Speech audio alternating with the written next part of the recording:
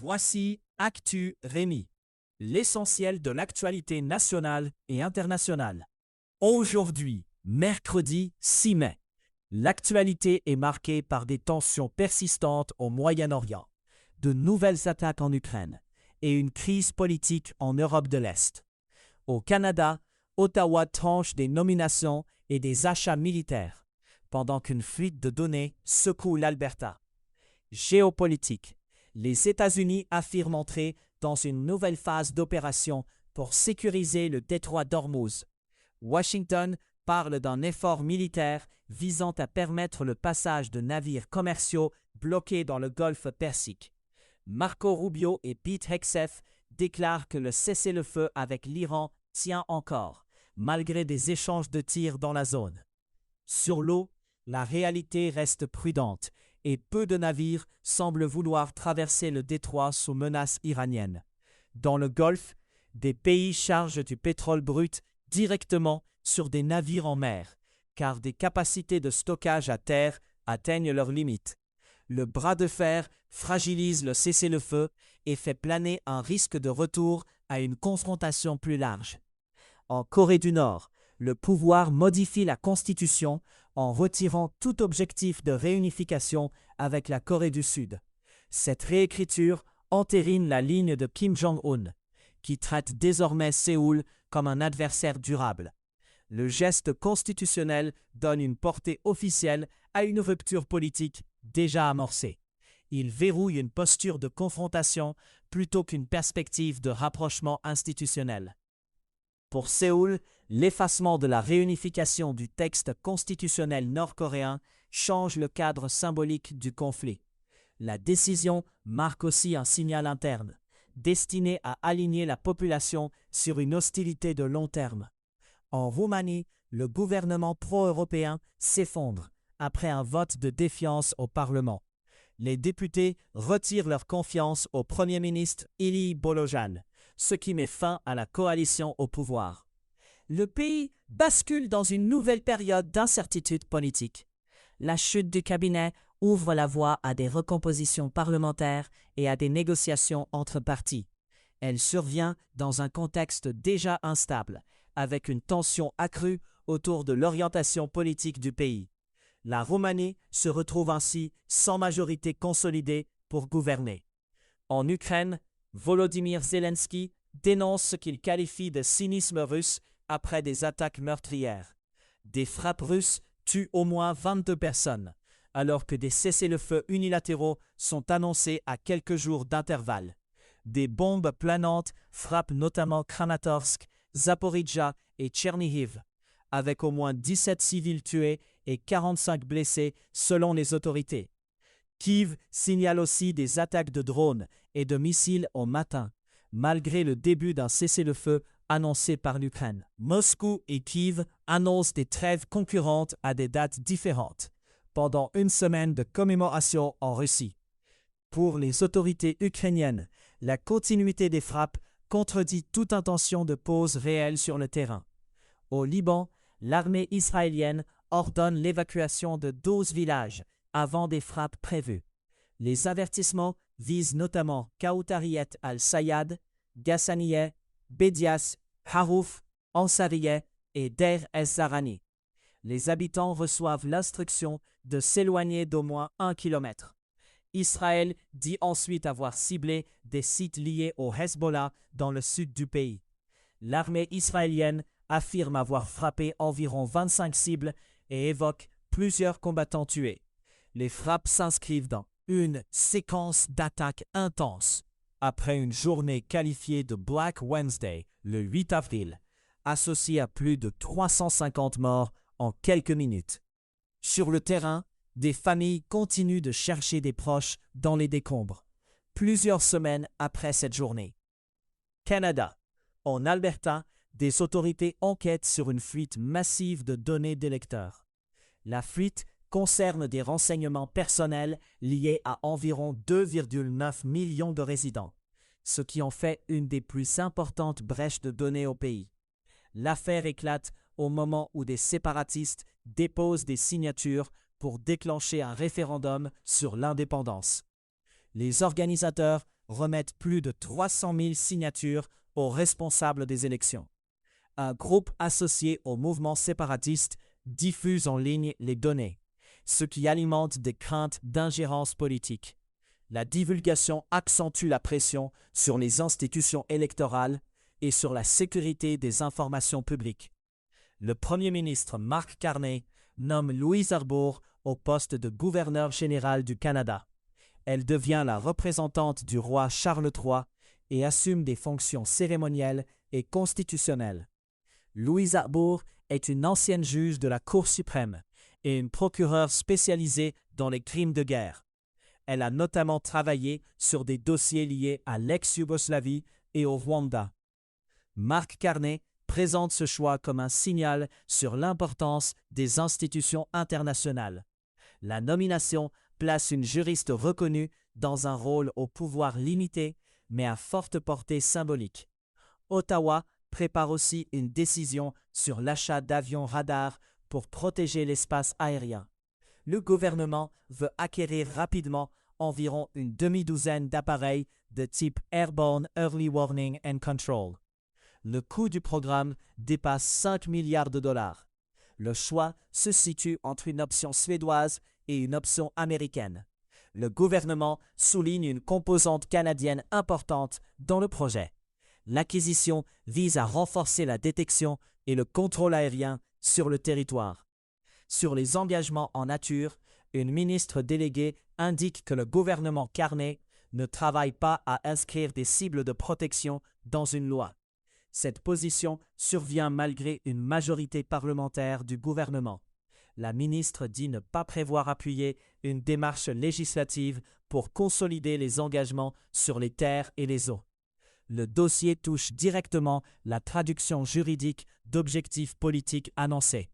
Il ouvre un débat sur la force réelle des engagements quand ils ne deviennent pas des obligations légales.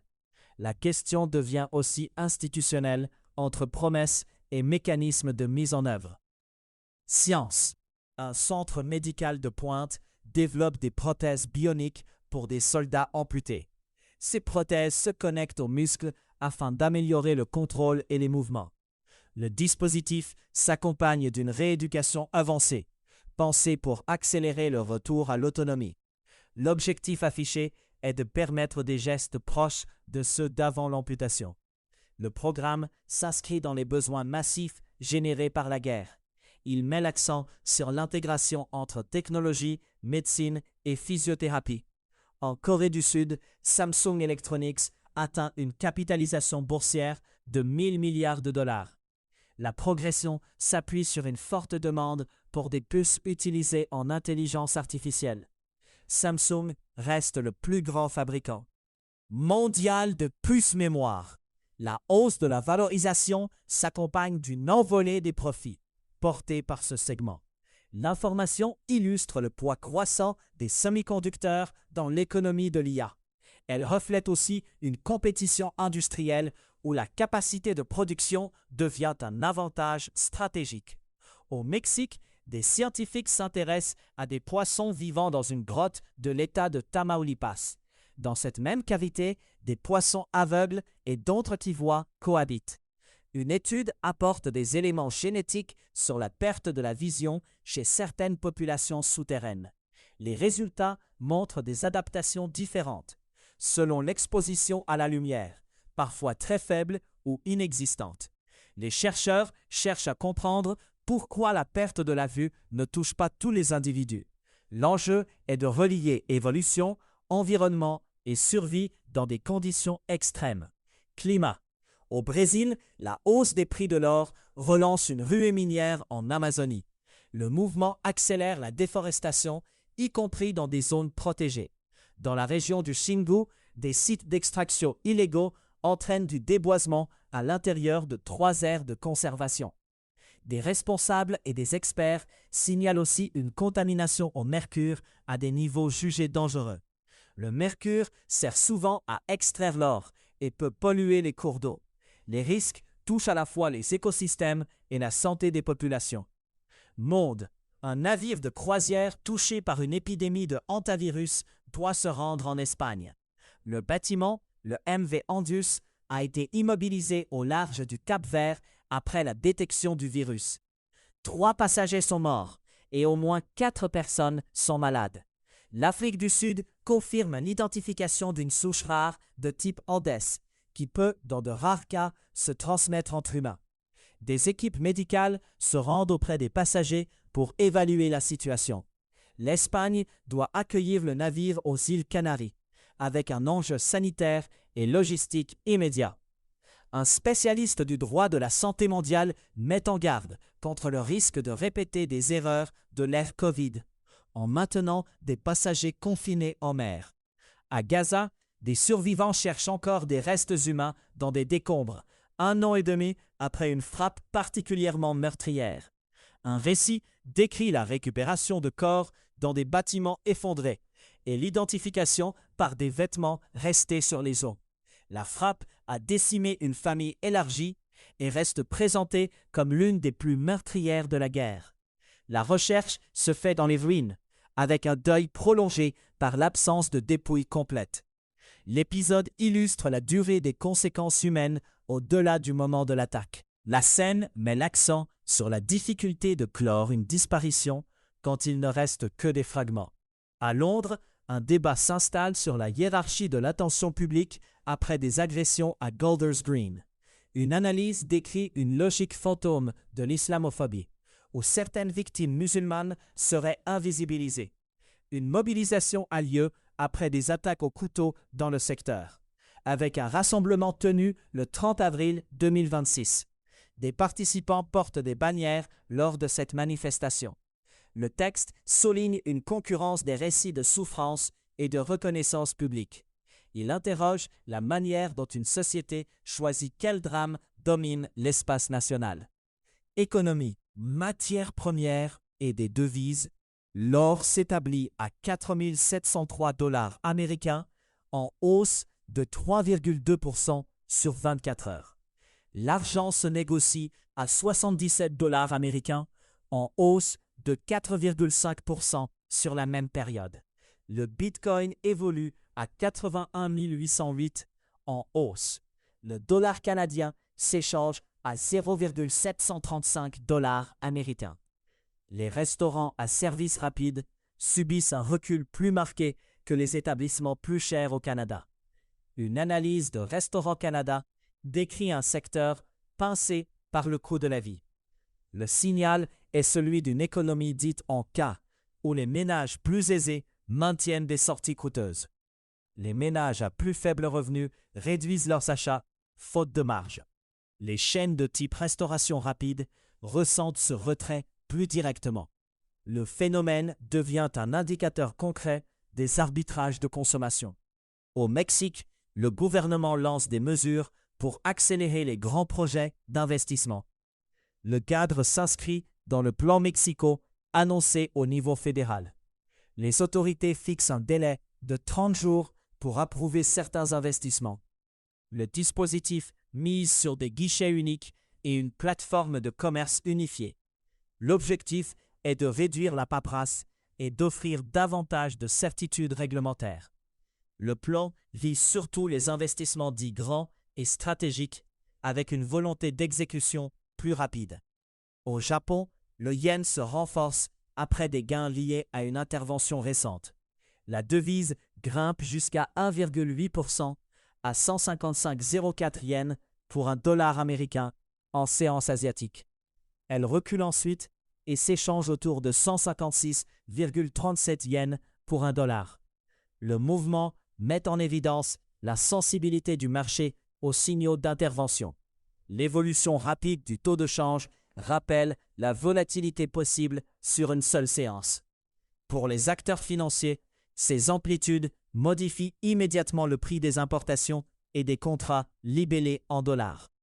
À savoir aujourd'hui, le 6 mai 1937, le dirigeable Hindenburg s'écrase à Lakehurst, au New Jersey, lors d'une tentative d'amarrage, causant 36 morts. Le 6 mai 1954, Roger Bannister court le mile en moins de 4 minutes, avec un temps de 3 minutes 59,4 secondes à Oxford. C'était Actu Rémi. Merci de votre écoute.